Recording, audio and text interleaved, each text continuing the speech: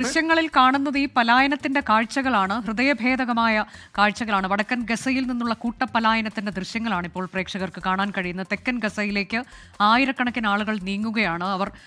അവർക്ക് അവശേഷിക്കുന്നത് എന്തോ അതൊക്കെ എടുക്കാൻ പറ്റുന്ന കാര്യങ്ങളൊക്കെ എടുത്തുകൊണ്ട് അവർ പോവുകയാണ്. എങ്ങോട്ടേക്കാണ് പോകേണ്ടത് എന്നതിൻ്റെ ഒരു രൂപം അവർക്കില്ല എന്നുള്ളതാണ്. ഒട്ടേറെ കുടുംബങ്ങൾ നിരത്തിൽ കുടുങ്ങിക്കിടക്കുന്നുണ്ട്. ഒരു പാതയാണ് അനുവദിച്ചിട്ടുള്ളത് ഇസ്രായേൽ, അൽ റാഷിദ് തീരദേശ റോഡ്. അത് മാത്രമാണ് പലായനത്തിന് അനുവദിച്ചിട്ടുള്ളത്. ഒട്ടേറെ പേർ ഇപ്പോൾ നിരത്തുകളിൽ കുടുങ്ങിക്കിടക്കുന്ന ഒരു സാഹചര്യവും ഗസയിൽ കാണാൻ കഴിയുന്നുണ്ട് എന്നതാണ്.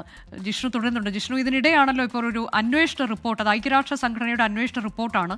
ഏറ്റവും ഗുരുതരമായ ഒരു ആരോപണം ഇസ്രായേലിന് നേരെ വെക്കുന്ന റിപ്പോർട്ടാണ്. വംശഹത്യ നടത്തുന്നു ഇസ്രായേൽ എന്ന റിപ്പോർട്ട്. ആ റിപ്പോർട്ടിന്റെ വിവരങ്ങൾ കൂടി. അനുജ, വളരെ പ്രധാനപ്പെട്ട റിപ്പോർട്ടാണ് ഐക്യരാഷ്ട്രസഭ ഇന്ന് പുറത്തിറക്കിയിരിക്കുന്നത്. ഐക്യരാഷ്ട്രസഭയുടെ സ്വതന്ത്ര അന്വേഷണ സമിതി നടത്തിയ അന്വേഷണത്തെ തുടർന്ന് പുറത്തുവരുന്ന റിപ്പോർട്ടാണ്. ഇന്ത്യൻ വംശജ കൂടിയായ നവി പിള്ളയാണ് ആ അന്വേഷണ സമിതിക്ക് നേതൃത്വം നൽകിയത്. അവർ സൂചിപ്പിക്കുന്നത് ഇസ്രായേൽ പ്രസിഡന്റും ഇസ്രായേൽ പ്രധാനമന്ത്രി ബെഞ്ചമിൻ നെതന്യാഹും അതുപോലെ തന്നെ പ്രതിരോധ മന്ത്രിയും നടത്തിയ പരാമർശങ്ങൾ, അവർ പുറപ്പെടുവിച്ചിട്ടുള്ള ഓർഡറുകൾ, ഇതെല്ലാം പരിശോധിക്കുമ്പോൾ അവിടെ നടക്കുന്നത് ഒരു വംശഹത്യയാണ് എന്ന് സംശയലേശമന്യേ നമുക്ക് കണ്ടെത്താൻ സാധിക്കും, അത് പറയാൻ സാധിക്കുമെന്നാണ് ഐക്യരാഷ്ട്രസഭ ഇന്ന് ഈ അന്വേഷണ സമിതിയുടെ റിപ്പോർട്ടിലൂടെ സൂചിപ്പിക്കുന്നത്. അതുമാത്രമല്ല, എത്രത്തോളം ആളുകൾ ഈ യുദ്ധത്തിൽ ഭാഗവാക്കായി, അല്ലെങ്കിൽ അവർക്ക് എത്രത്തോളം ആളുകൾ ഇതിൽ ബാധിച്ചിട്ടുണ്ട് എന്ന കാര്യങ്ങൾ കൂടി പരിഗണിക്കുമ്പോൾ സംശയലേശമന്യേ ഇതൊരു വംശഹത്യയാണ് എന്ന് പ്രഖ്യാപിക്കാം എന്ന് ഐക്യരാഷ്ട്രസഭയുടെ ഈ അന്വേഷണ സമിതി റിപ്പോർട്ട് വരുന്നു. അതുമാത്രമല്ല, ദോഹയിൽ നടന്ന ഈ മിസൈൽ ആക്രമണത്തെ തുടർന്ന് ഇന്ന് ഐക്യരാഷ്ട്രസഭയുടെ മനുഷ്യാവകാശ സമിതി ഇന്നൊരു സംവാദം സംഘടിപ്പിച്ചുകൊണ്ടിരിക്കുകയാണ്. ആ സംവാദം ഇപ്പോൾ നടന്നുകൊണ്ടിരിക്കുകയാണ്. അപ്പോഴും ഇസ്രായേൽ പ്രതികരിക്കുന്നത് ഇത് വളരെ വ്യാജമായ, അതുപോലെ തന്നെ ഫാബ്രിക്കേറ്റ് ചെയ്ത, അത് കെട്ടിച്ചമച്ച ഒരു റിപ്പോർട്ട് മാത്രമാണെന്നും ഇത് ഒരു തരത്തിലും ഇസ്രായേൽ അംഗീകരിക്കുന്നില്ല എന്ന തരത്തിലാണ് ഇസ്രായേൽ പ്രതികരിക്കുന്നത്. അത് മാത്രമല്ല,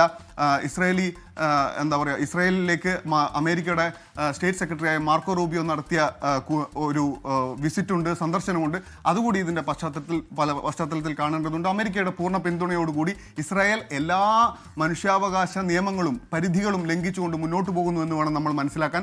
ഐക്യരാഷ്ട്രസഭയുടെ ഈ റിപ്പോർട്ട് അംഗീകരിക്കാൻ തയ്യാറല്ല. ഒരു തരത്തിലുമുള്ള വാണിങ്ങുകൾ, മുന്നറിയിപ്പുകൾ അംഗീകരിക്കാതെ മുന്നോട്ട് പോവുക എന്ന രീതിയാണ് ഇസ്രായേൽ തുടർന്നുകൊണ്ടിരിക്കുന്നത്. അനുജ, അതാണ് കൂട്ടപ്പലായനം, അതിനിടെയാണ് കനത്ത ബോംബാക്രമണം. അങ്ങനെ ഒരു നിയമങ്ങളും തങ്ങൾക്ക് ബാധകമല്ല എന്ന തരത്തിലേക്കാണ് ഇസ്രായേലിന്റെ മുന്നോട്ട് പോക്ക്. എന്താണിതിൽ ഇനി മുന്നോട്ട് സംഭവിക്കാനുള്ളത് എന്നതിൽക്ക് വലിയ ആശങ്കയാണ് നിലനിൽക്കുന്നത്. ലോകത്തെവിടെയായാലും ഏത് സമയത്തും 24 വാർത്തകളും ഓഗ്മെന്റഡ് റിയാലിറ്റി പാക്കേജുകളും എക്സ്പ്ലെയിനറുകളും വിശദമായി കാണാൻ ഞങ്ങളുടെ യൂട്യൂബ് ചാനൽ നിങ്ങൾക്ക് സബ്സ്ക്രൈബ് ചെയ്യാം.